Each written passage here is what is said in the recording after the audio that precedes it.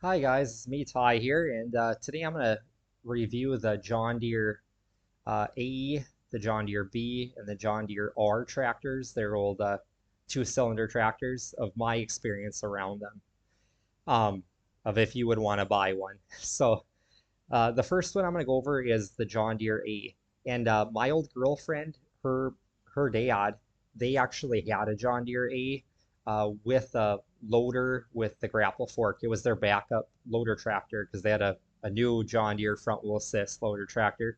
But when they would haul the bales home, they still needed a tractor at home to unload them.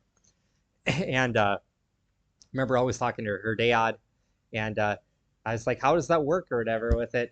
And it was a wide front one, and he's like, "You about need three hands because it had the hand clutch." And back then it was kind of before I really knew much about hand clutches and everything.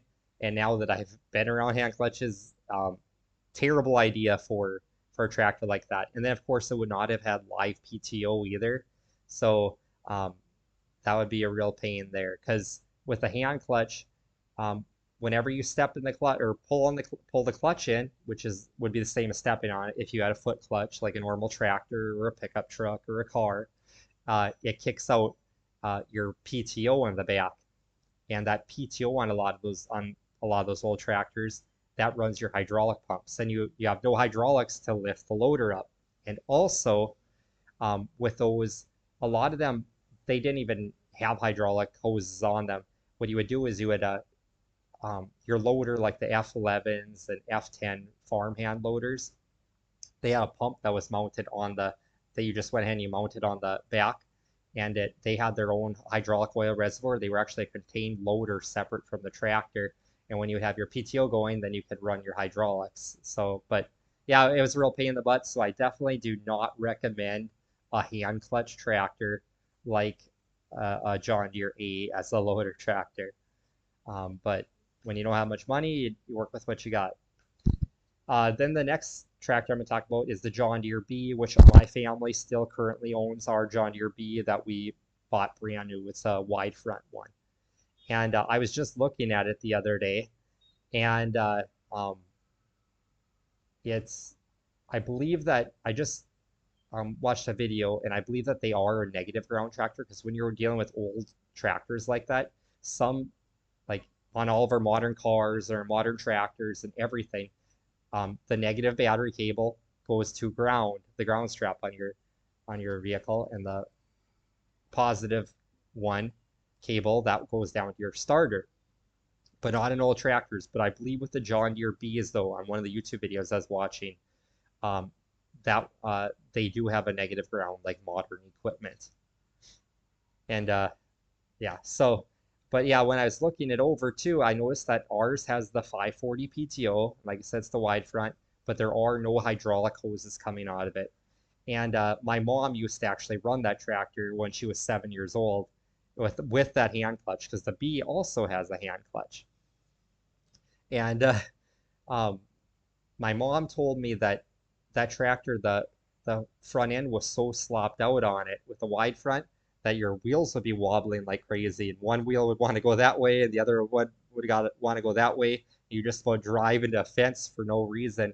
And my grandpa would actually wrap baling wire around the tires there just to take some of the slop out of it. It still wobbled a little bit, and that's the reason that he eventually retired that tractor and just pushed it inside into the one of the shops where it has rested all these years.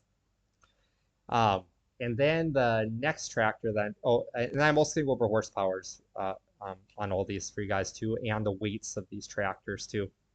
And the next tractor I'm going to go over is the John Deere R, which my grandpa used to own one back in the day. And um, I almost think that my grandpa might have farmed with that right up until the like 1981 when he bought his first four-wheel drive tractor, which was an International 2+2. And also with that John Deere B, when he retired that, I think that's when he bought his brand new 756 International gas tractor. So, anyways, with the John Deere R, my uncle, he was farming with one of those. And I remember when I was a kid when he had that thing, and it was a diesel. And those are a two-stroke as well. All three of these tractors are two strokes. They call them Johnny Poppers, stuff like that. But the difference is the John Deere R's have a foot clutch like modern tractors, and pickup trucks, and all that. So they're more modern, but they have a lot of power. Um, my uncle, he was doing summer follow with that thing, and he was pulling a 14-foot John Deere offset disc. So they are a beast. And here I will go ahead and pull up the different specs on each of them here.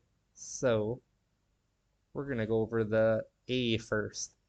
Okay, the John Deere A, that was made from 1934 to 1952, and it is 26.3 horsepower. So that is the medium sized of these here. And it's got a 14-gallon fuel tank. And the weight is 3,783 pounds. So it'll fit on your car trailers, you guys. Now for the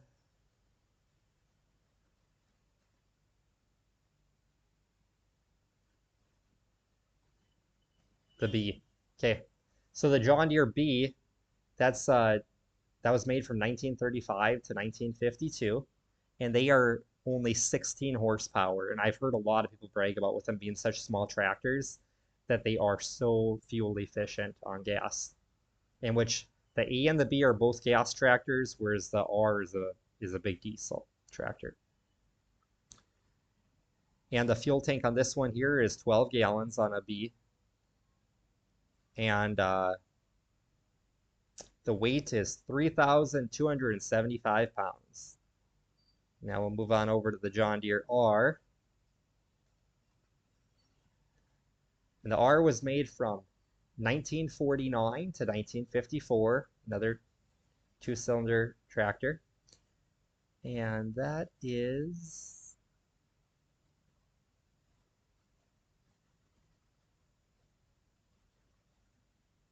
the belt tested is 48.58 horsepower.